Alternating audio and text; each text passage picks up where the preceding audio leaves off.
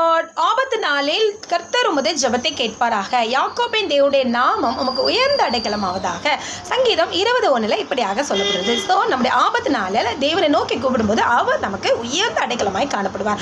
ஒரு நாள் பார்த்தீங்கன்னா ஒரு ஹஸ்பண்ட் அண்ட் ஒய்ஃப் இருந்தாங்களாம். ஒய்ஃப் மிகவும் பக்தியாக இருந்தாங்களாம். அவங்க எப்போ பார்த்தாலும் ஏசுவின் ரத்தஞ்சேன்னு சொல்லுவாங்களாம். அப்போ இவங்க என்ன எப்போ பார்த்தாலும் பைத்தியம் மாதிரி ஏசுவின் ரத்தஞ்சேன்னு சொல்லிட்டே இருக்க அப்படின்னு சொல்லுவாராம். அப்போது அவர் தான் நம்மளை பாதுகாக்கிறார் அப்படின்னு சொல்லுவாங்களாம்.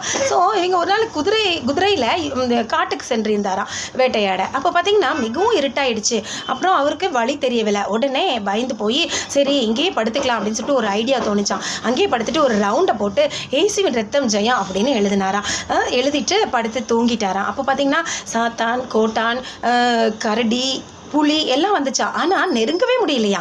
ஏன்னா ஏசுவின் ரத்தம் ஜெயம்னு எழுதியிருந்ததான். அதனால் அதெல்லாம் சொன்னிச்சான். பானையோ ஓட்டப்பானை, முத்திரையோ ராஜ முத்திரை அப்படின்னு சொல்லிட்டு எல்லாம் சிரிச்சுட்டு போயிடுச்சான். ஸோ